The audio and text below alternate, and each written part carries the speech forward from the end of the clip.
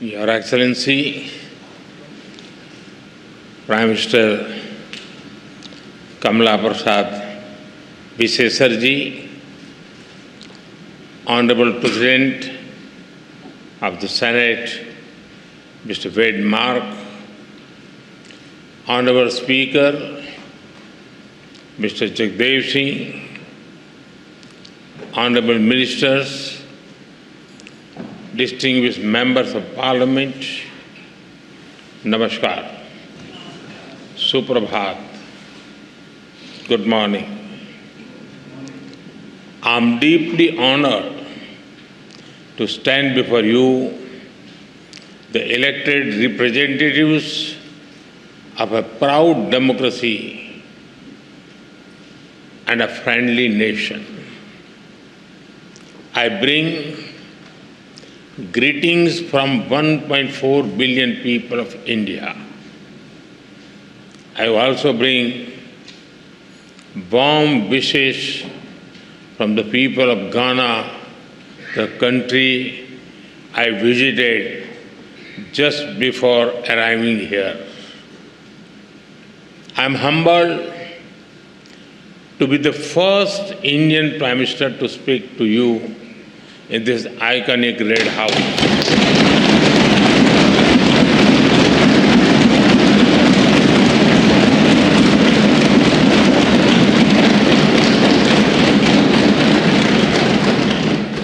This historic red building has seen struggles and sacrifices of the people of Trinidad and Tobago for freedom and dignity. Over the past 6 decades, it has stood strong as you built a just, inclusive, and prosperous democracy. Friends, the people of this great nation have chosen two remarkable women leaders, the President and the Prime Minister. They proudly call themselves daughter of the Indian diaspora.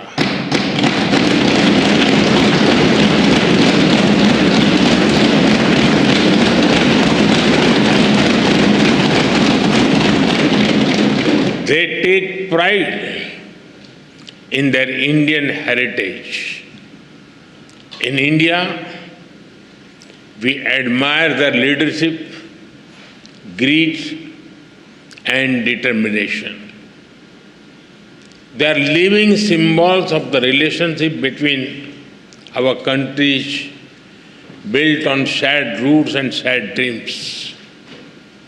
Distinguished members, both our nations rose from the shadows of colonial rule to write our own stories with courage as our ink and democracy as our pen.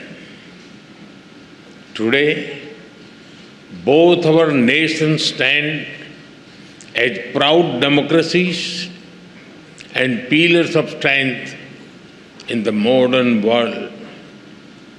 A couple of months ago, you celebrated the Festival of Democracy by participating in elections.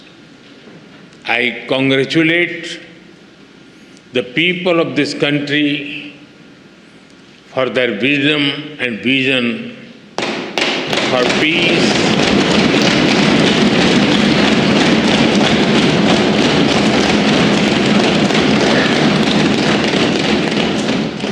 peace, stability, and prosperity. I also congratulate the newly elected members of this august House.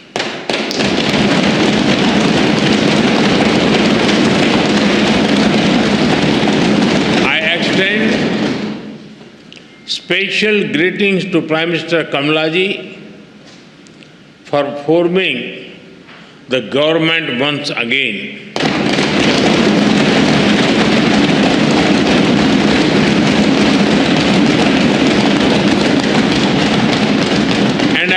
her continued success as she leads this great nation towards sustained growth and prosperity.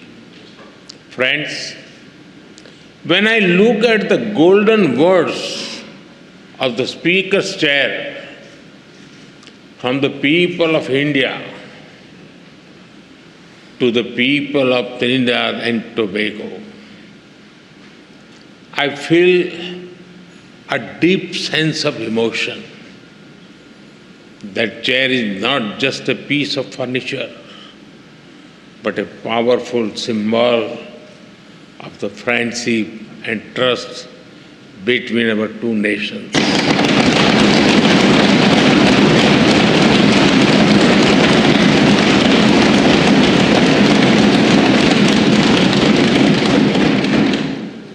The words expresses the bond that one democracy feels for another.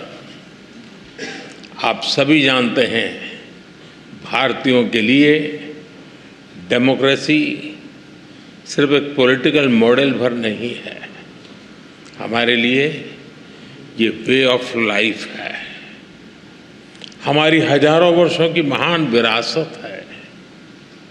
इस संसद में भी कई साथी ऐसे हैं जिनके पूर्वज बिहार से हैं। वो बिहार जो महाजनपदों यानी एंशियंट रिपब्लिक्स की भूमि है। In India, democracy is not just a political system, for us it is a way of life.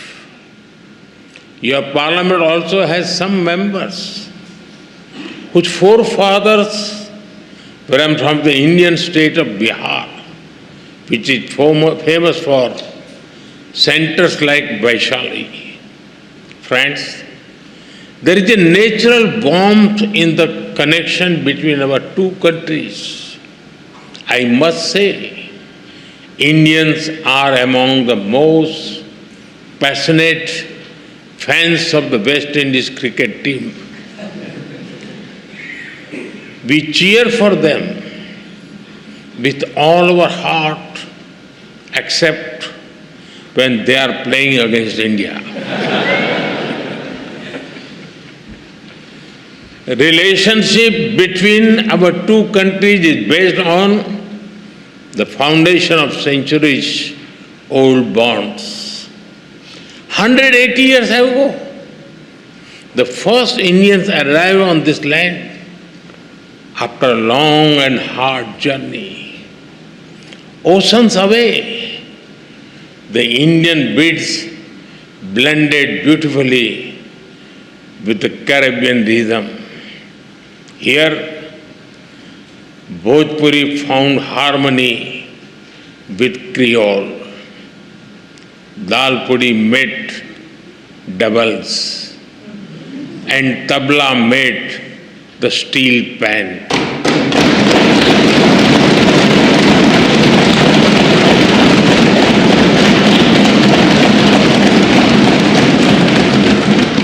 Today, the people of Indian origin are proud bearers of the red, black and white flag.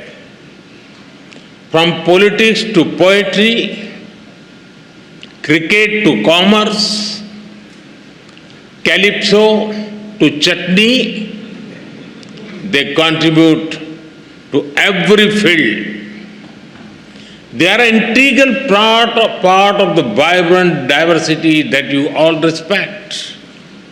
Together, you have built a nation that lives its motto, together we aspire, together we achieve.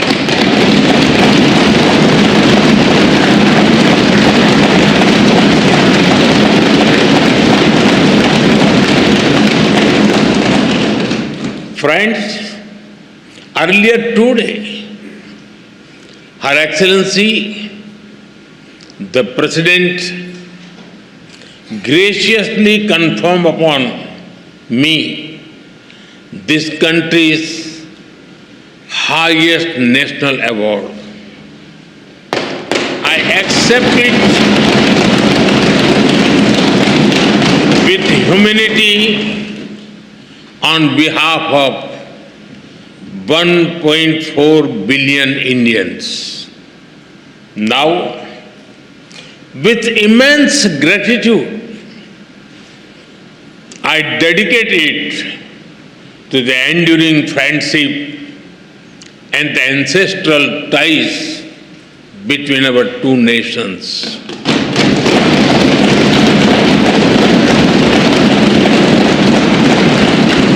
Friends, I'm delighted to so many women members in this house. Respect for women is deeply rooted in Indian culture.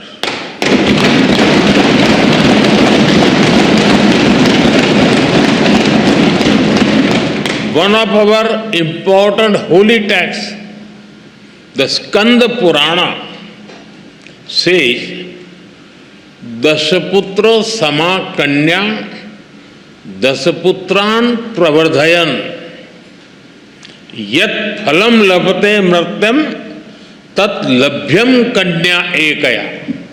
It means one daughter brings as much happiness as 10 sons. We are strengthening the hands of women to build a modern India.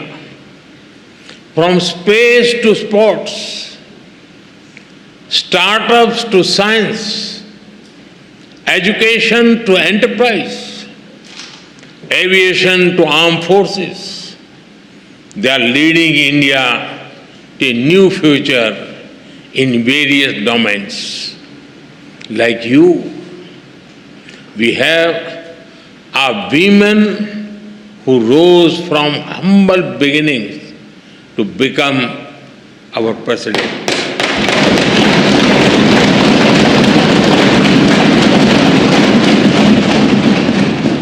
Two years ago, the Indian Parliament took a historic step, which decided to ensure a 33% reservation for women in Parliament and state assemblies. This assurance that is the coming generations, more and more women will decide the destiny and direction of the nation.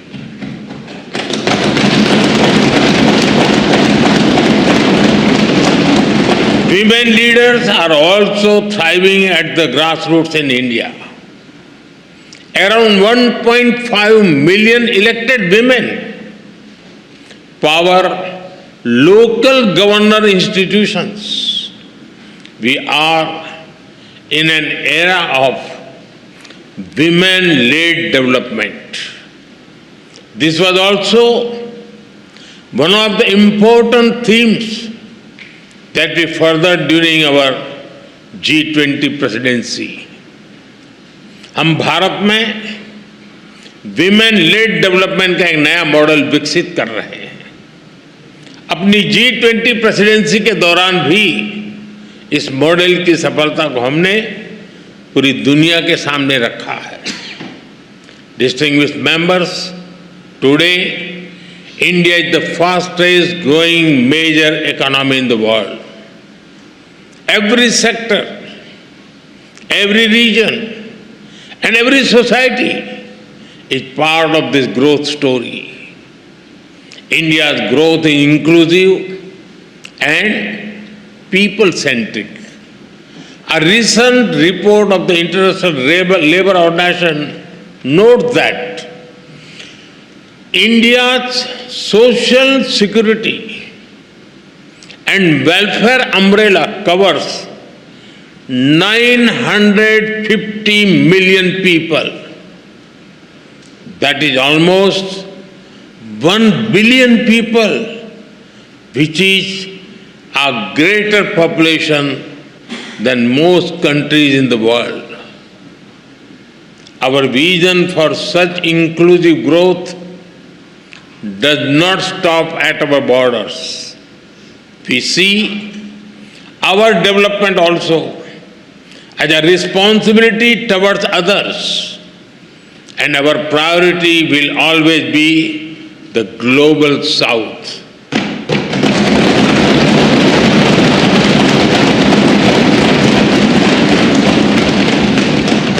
With the same spirit, we are deepening our relations with Trinidad and Tobago. Our trade will continue to grow. We will encourage our businesses to invest more in this country. Our development partnership will expand. Training capacity, building, and skill development will keep human development as its center. Health has been and will remain a key part of our partnership. Many Indian doctors and healthcare workers have been serving here with distinction. We are glad that you have decided to recognize Indian medical standards. This will ensure access to high quality, affordable medicine for all. We also welcome your decision to adopt the UPI digital payment system. It is a major step forward. UPI has revolutionized digital payments in India. Powered by the platform, India has become the nation with the highest number of real-time digital payments in the world.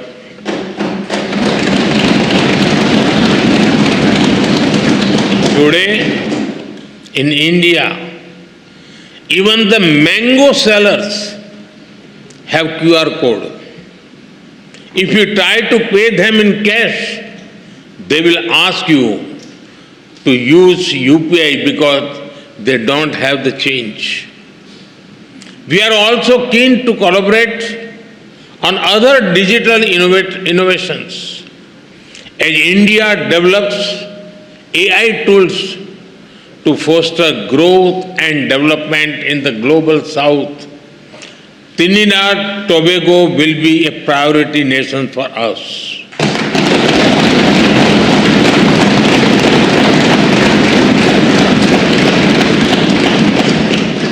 We will share our expertise in agriculture, horticulture, and food processing. Machinery from India will support your agro industry.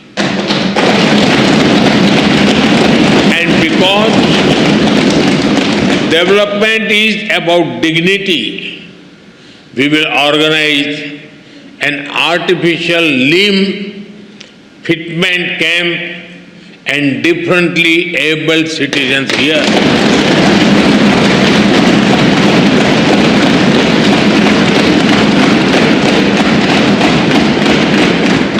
For us, there are no limits to our cooperation with you.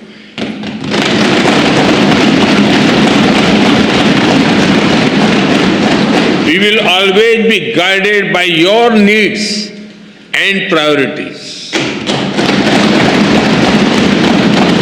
Friends, synergy between our nations holds immense promise.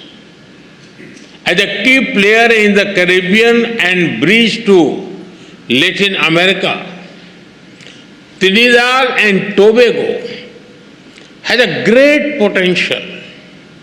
I am sure that our ties will help us forge a stronger connection with the wider region, building on the momentum of the second India CARICOM Summit, we are eager to collaborate on initiatives that enhance trade and investment, build infrastructure and mobility, implement community development projects, and above all, support capacity building, training and skill development on a large scale. Friends, I also see our partnership in a larger global framework. The scale and speed of change in the world is unprecedented. There are fundamental shifts in the nature of politics and power. Free trade is under pressure. There are growing global divisions, disputes, and disparities.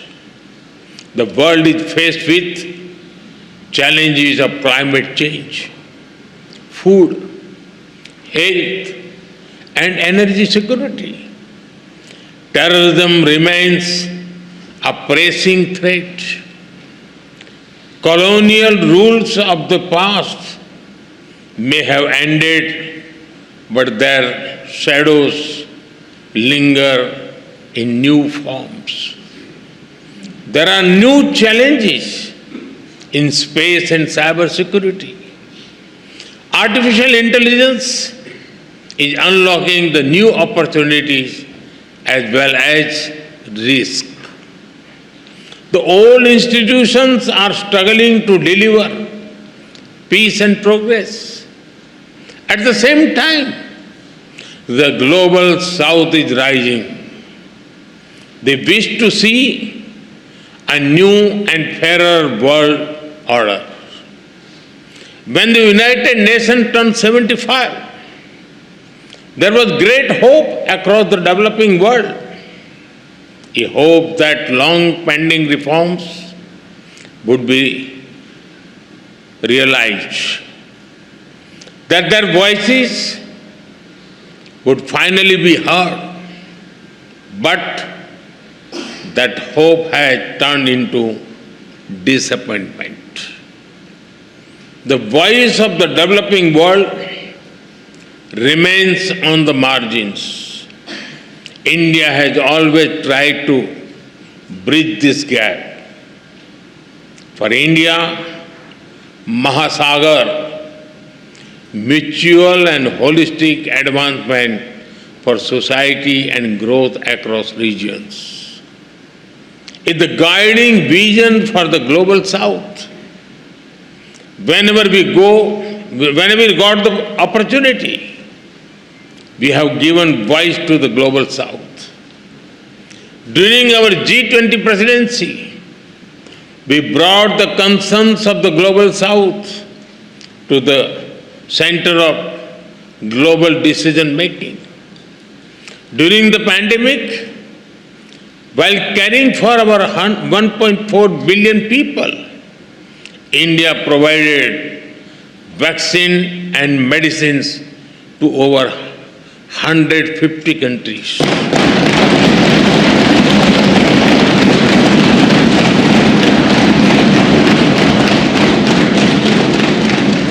In times of disaster, we have responded swiftly with aid, relief, and solidarity. Our development partnerships are demand-driven, respectful, and without conditions. Distinguished members, it is time for us to work together to give the global south its rightful seat at the right table.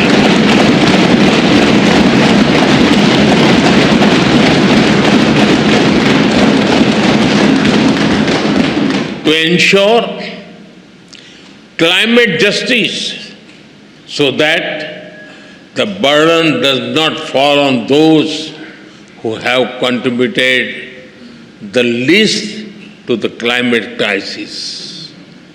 we consider Trinidad and Tobago an important partner in this endeavor. Friends, our two countries may differ in size and geography, but we are deeply aligned in our values. We are proud democracies. We believe in dialogue, sovereignty, multilateralism, and human dignity. In these times of conflicts, we must remain true to those values. Terrorism is the enemy of humanity. This very Red House has itself witnessed the wounds of terror and the loss of innocent blood. We must stand united to deny terrorism any shelter or space. We thank the people and the government of this country for standing with us in our fight against terrorism. Friends, our forefathers struggled, sacrificed, and had dreams of better lives for future generations. Both India and Trinidad Tobago have come a long way on the journey to the future we have promised our people. But we still have a lot to do by ourselves and together. All of you, as members of the Parliament, have a vital role in shaping that future. From Ayodhya to Arima, from the Ghats of Ganga to the Gulf of Paria, may our bonds grow ever deeper and our dreams ever higher. With these thoughts, I thank you once again for this honor. As you say here, with grace and pride, respect due. Thank you. Thank you very much.